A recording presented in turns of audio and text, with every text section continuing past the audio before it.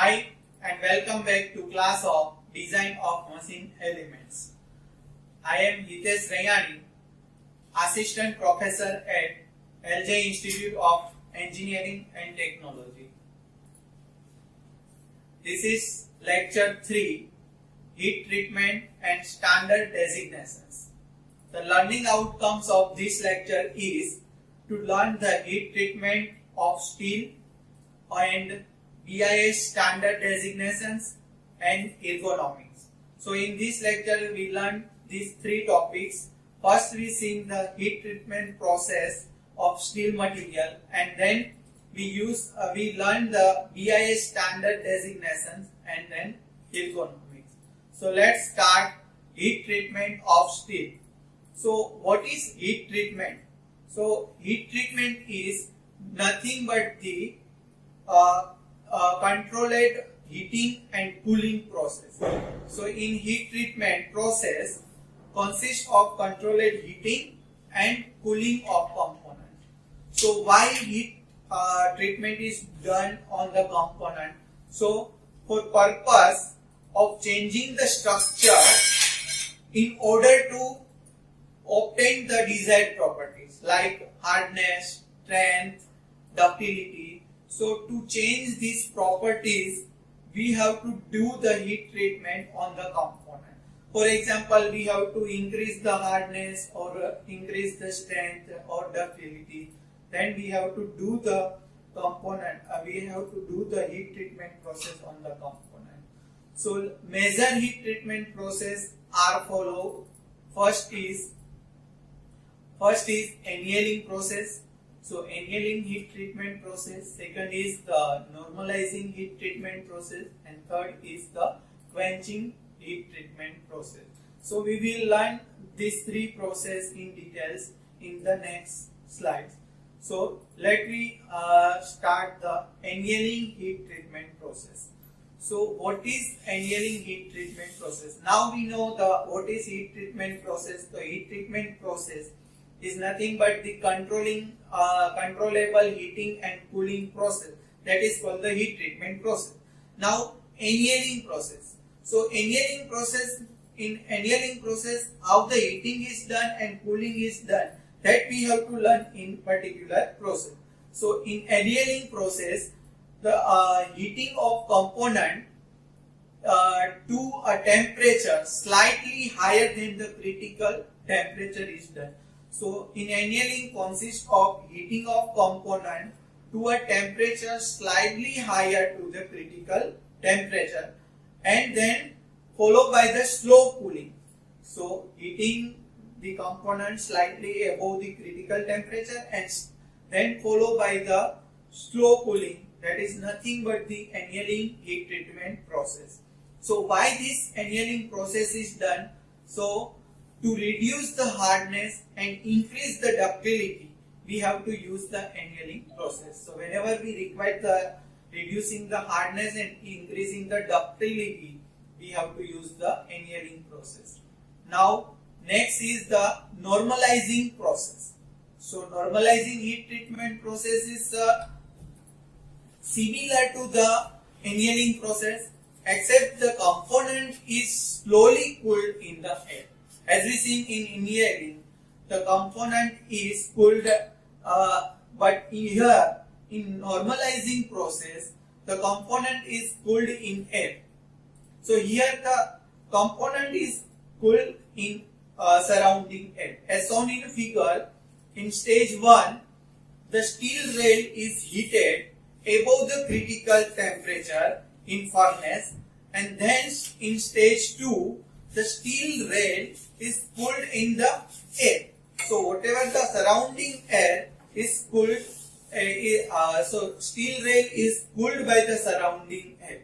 So this is nothing but the normalizing process, and it is used to remove the effect of previous heat treatment process. So if we have to remove the previous heat treatment process effect, then we have to use the normalizing heat treatment process. Now next is quenching. So quenching is consists of heating of component to the critical temperature. So heating the component to the critical temperature and then rapidly cooled in water or air. That is nothing but the quenching. So as shown in figure, you can say that there are one gear which is heated to the critical temperature and rapidly it cooled in water. So that process is nothing but the quenching heat treatment process. So why quenching heat treatment process we have to use? So it increase the hardness and water resistance. So we have to use quenching process to increase the hardness and wear resistance. So these three processes is generally used in heat treatment process to enhance the material properties or to get the desired properties. So whenever we do the heat treatment process, the internal structure of material is changed, and according to that changing structure, we get the desired properties. So heat treatment process is done in machine components when we have to get the desired properties. Now next topic is BIS system of designation of steel. So as we know the large number of varieties of steel are used for the machine components, and how to designate that steel, that we have to learn in our topic. So a steel are designated by a group of letter or number indicating the properties of following.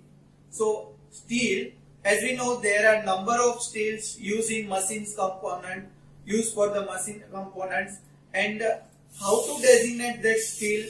So steel is designated by the letter or number indicating any of the following properties. So first property is tensile strength.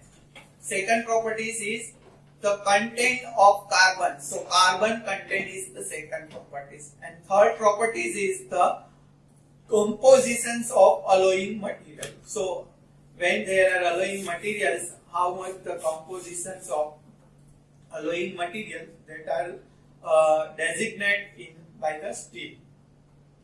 So how designate? So steel standardized on the basis of their tensile strength or yield strength. So a symbol AP followed by the minimum tensile strength in Newton per mm square. So one of the method is based on the tensile strength in Newton per mm square, and then for that a symbol AP is used followed by the minimum tensile strength in Newton per mm square. Let's we see how the steel is designated according to the minimum tensile strength in Newton per mm square. So a symbol Fe is used followed by 360 Newton per mm square. That is the minimum tensile strength, and that is equal to Fe. That is equal to Fe 360. So Fe 360 means what? Steel with minimum tensile strength 360 Newton per mm square. So whenever there are write Fe 360, that means the steel with 360 Newton per mm square minimum tensile strength. Now second method is based on the yield strength. So for that a symbol APE followed by the yield strength in Newton per mm square is used. So how to designate according to the yield strength? Let's we check. A symbol Fe is used followed by followed by the yield strength 360 Newton per mm square is equal to Fe 360. So when it is denoted as Fe 360. So Fe 360 means what? A steel with 360 Newton per mm square yield strength. So in this way the steel is designated according to the tensile strength and the yield strength. Now the next topic is designation of plain carbon steel. So the plain carbon steel, the designation of the plain carbon steel consists of following three components. for following three quantities. So first quantity is a figure indicating the 100 times of the average percentage of carbon. As shown in the block, there are 55. The 55 means what? There are 100 times of average percentage of carbon. That means what? There are 0.55% carbon in a steel, plain carbon steel. Second is followed by the second is a letter C. So there will be capital letter C. And next followed by third is a figure indicating 10 times the average percentage of magnesium. So in this way, here you can say the 4 is indicated. So 4 means what? 0.4% manganese is used in plain carbon steel.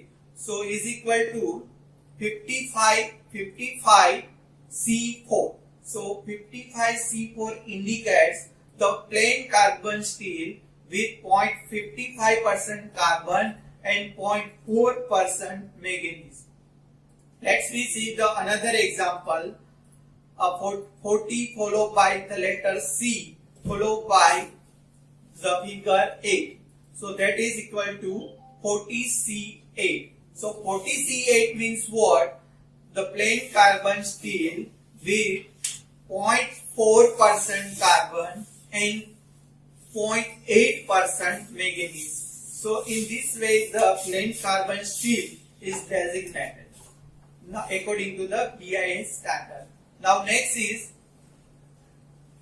ergonomic considerations in machine designs or element designs. As we learned in the first lectures, we have to consider the manufacturing considerations, ergonomic considerations.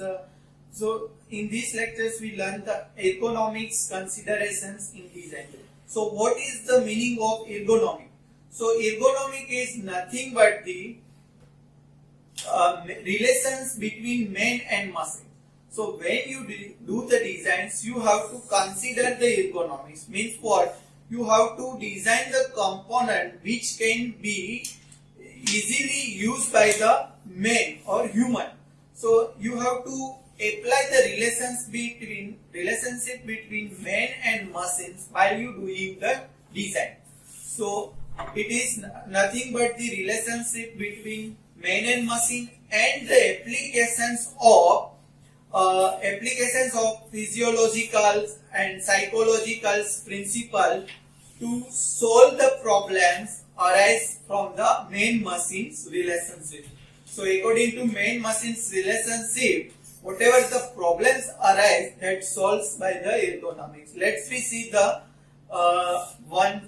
main machines closed loop systems. Figure shows the main machine closed loop systems in which one side is the man and other side is the machines, and whatever the informations in the machines is receptions by the man, and the control of these informations is done by the man and then fed to the machine. So the main machine cycles smoothly work.